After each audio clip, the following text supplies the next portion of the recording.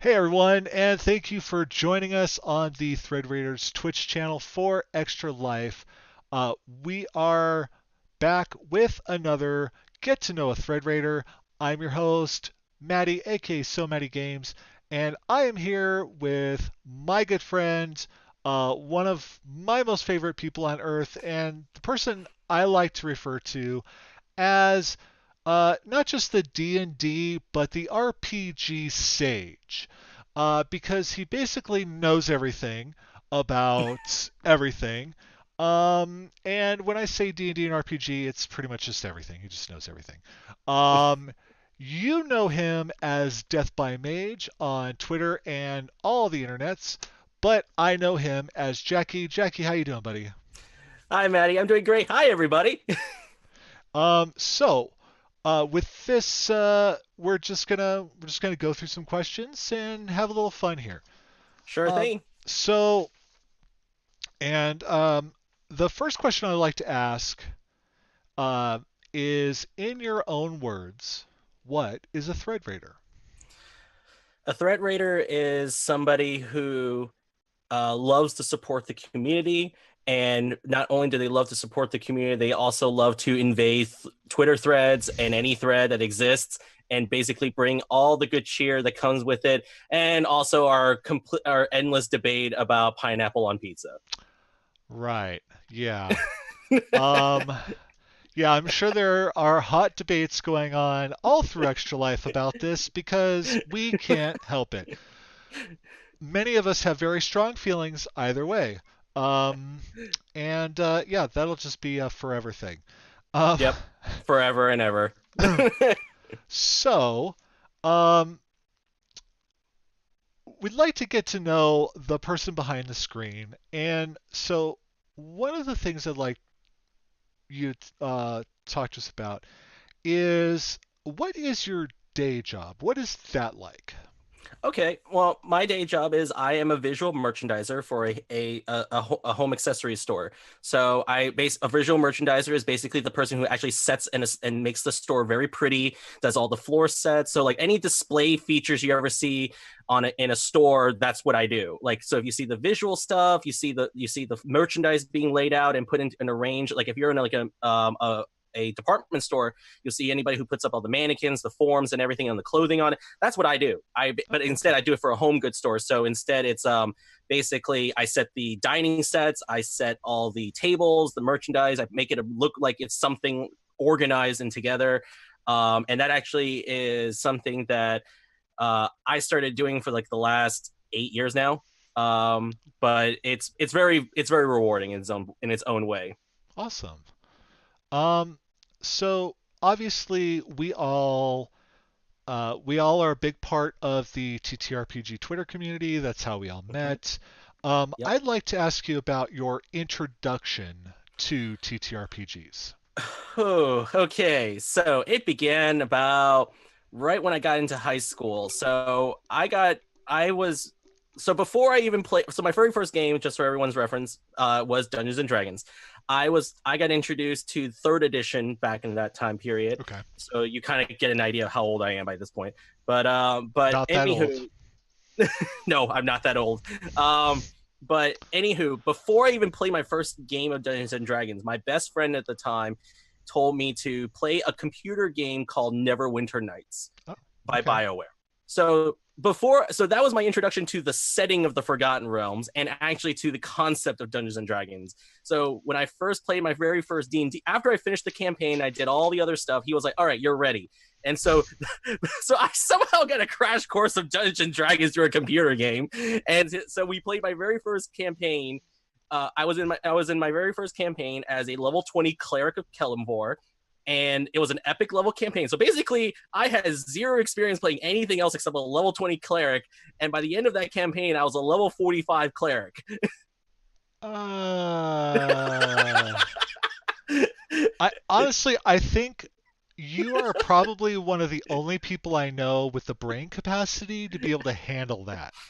Oh, let's not get into epic spellcasting with third edition yet. We that's a separate debacle of insanity.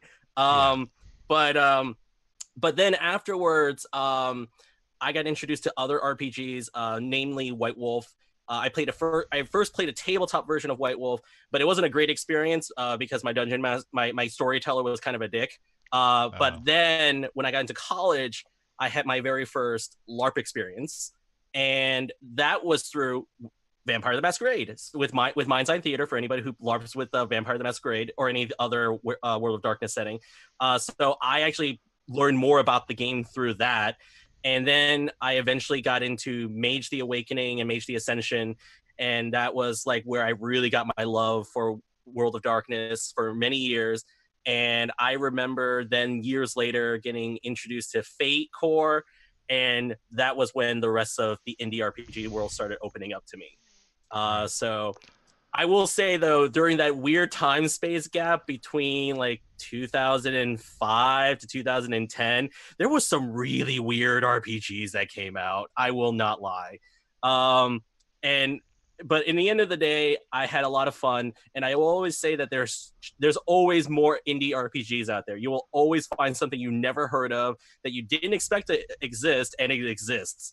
Like recently, I just discovered more horror RPGs, and I'm really super excited.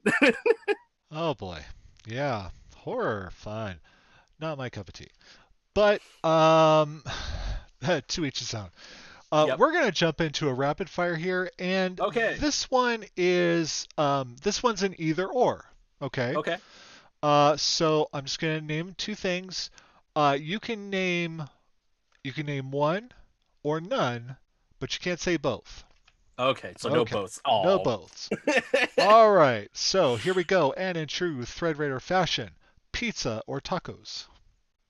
Tacos. Video games or board games? Board games. Coke or Pepsi? Coke. Winter or summer? Winter. Game of Thrones or Stranger Things? Ooh. Stranger Things. Marvel or DC? Marvel. Rock or hip hop? Rock. Spicy or mild? Spicy. Texting or talking? Texting. Invisibility or super strength? Invisibility. Cake or pie? Pie. And cats or dogs? Ooh, Matty, that's a tough question. How dare you make me choose between that? It'll be cats. I agree. So now we talked about your introduction to gaming. I'm curious about what your hobbies and interests are outside of gaming. Okay, that's gonna be a longer list.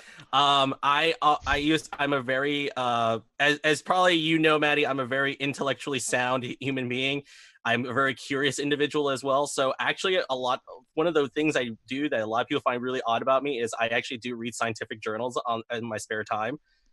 So I read a lot of weird topics. I'll read anything from physics to astronomy to other things like biology, chemistry, and psychology mostly. And I also one of my other hobbies is I occasionally still play the piano. Not much, but I still play it. And then I also have this weird fixation about collecting books. I like having books. So but I collect a lot of different kinds of books, and it's all like very genre specific. But I have the stereotypical fantasy collection, but then I have things like sci-fi collections. I actually one of the big things I collect is guides, like guides for like travel guides or things like covering like anything like a catalog. So like things like birds, plants. I have like at least 60 books on just plants, identifying certain plants and birds. Don't ask me why. I also like collecting things, so I also collect like lapel pins. So whenever I travel anywhere, I also collect pins for that destination or that area, so that I can bring home. So I have like this large part of my wall that you can't see that has about 4 canvases worth of lapel pins on it, and it's just literally from everywhere I've traveled to. Wow. Yeah. And I'm also a very hands-on arts and crafts person.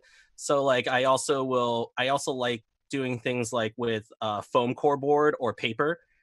So I've made like I like when we did our Tomb of Horrors game, I actually made the entire Tomb of Horrors out of foam core, every part of it. Wow. That took like a week of hard work. That was fun though. I loved making Yeah. things with my hands.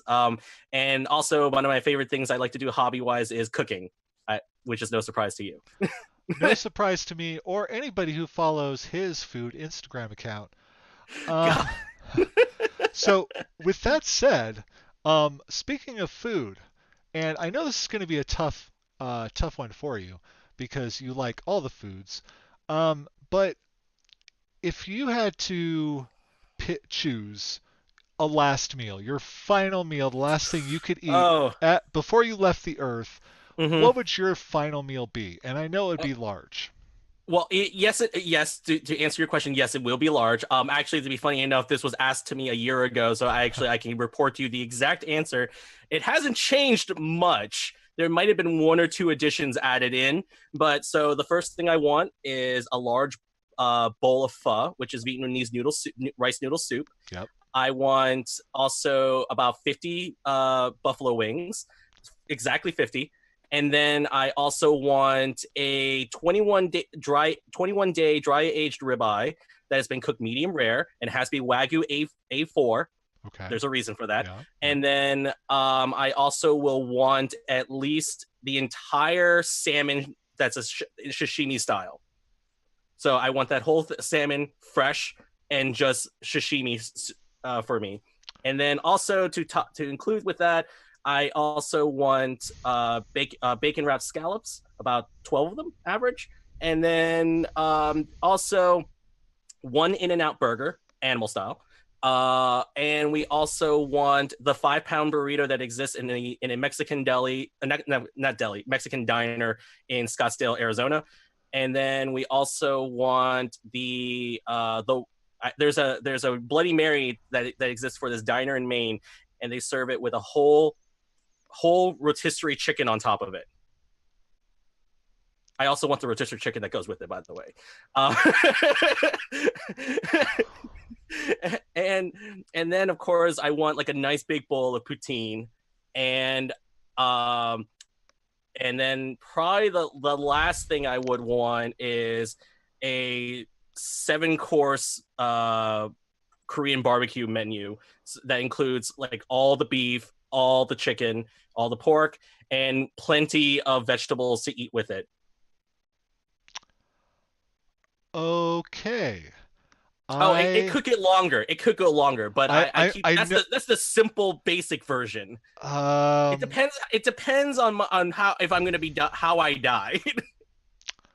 I am I don't know. I don't know how to respond to that, and I'm sure there are folks at home thinking the same thing. So let's just move on. So so we just talked about your final meal, which is enough to feed 40 people. Um, Oh yeah. so speaking of that, if there was a food that you could ban from existence because it is so terrible, what would it be? Easy. Chinese bitter melon. Huh. Okay. It's a Uh, very easy one. It's one of those few foods that it's good for you. It's actually not bad tasting. But if I had a choice between it and every other food in the known universe, I rather eat everything else except bitter melon. okay. And I'm sure there is a very interesting and long story about that, which we will get to later. Um, but we're in for another rapid fire, and Okay. this one is going to be word association. Ooh. So I'll say a word. You just tell me the first thing that comes to mind, Okay. and of course, true Thread Raider fashion, the first word is tacos. Al Pastor. Twitter, Death hole. D&D, Fantasyland simulator. puns, The greatest invention ever. kilts, Fashionable. pizza, The holy grail. dogs, Adorable. cats, The best. Pineapple. Pizza. Mayo. Delicious. Morning. Terrible. Nighttime. The best. Thread Raiders. Oh, I wanted to say potato. That was the first thing that actually really came to my mind. Well, that's what came to mind. And there we go. So And for anyone who actually follows me on Twitter, there is a long-winded history about why I meet. There's a long-winded history with me and potatoes. It is the greatest and most powerful evil on this planet, but also delicious. so we talked about your day job and hobbies and whatnot. But what does a typical day off from work look like to you, or look like for you? Like, Does that include also my creating stuff as well? I mean, that's pretty much your day off is generally done doing that kind of stuff, right? Yeah, more or less. So basically, if I'm So not at yeah. my day job, I am going to be working on all of my creative content, which is D&D and RPG related. I write I write on my own D&D blog, which is also an RPG blog now, and I also write for EncounterRoleplay.com. I also work on my own personal projects for on Patreon. So I do everything from D&D content to RPG content. I made my own RPG called Broomsticks and Wands, which is inspired by Harry Potter. And I also write short stories on the side, and I write also longer fiction as well on the side. Awesome. And yeah, folks, if you aren't a Patreon of his, I suggest you become one. And yeah, there are lots of tiers, and there's a tier where you get free dice from Tabletop Loot every month. So Mm-hmm. sign up. Um, so final rapid fire here, and this one Okay. is called Name That Thread Raider. Oh, So I'm gonna say something, and you're gonna tell me the thread raider that fits best in your okay. I'll mind. try my best. And, or at least maybe the first one that comes to mind or whatever. Mhm. So here we go. First one. Biggest flirt. Chaotic anarchy. Most sensible. TK. Most talkative. Adam. Or Theriambus. Uh, biggest jokester. It would have to be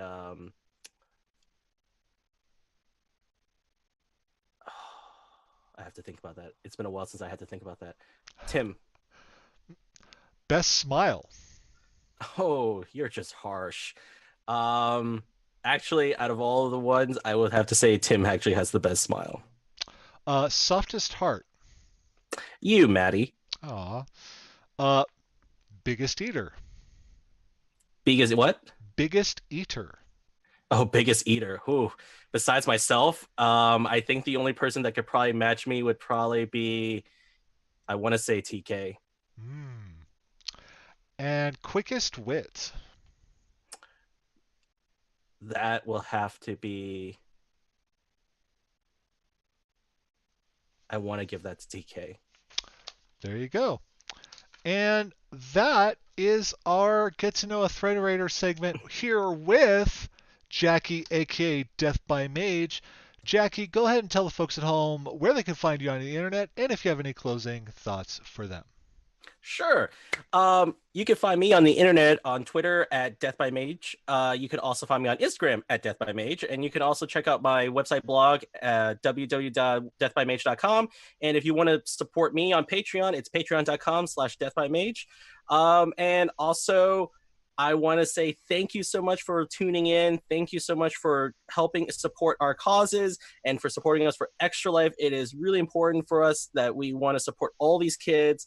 And I really want to say thank you for your time and that you enjoy the content that we're going to give you. Awesome. And yeah, he took the words right out of my mouth. Thank you, folks, for tuning in. We hope you stick around and enjoy all the shenanigans that we have in store. And until next time, until the next Get to Know a Thread Raider. I can edit that out if I want to. So we'll see you next time, and have fun, folks.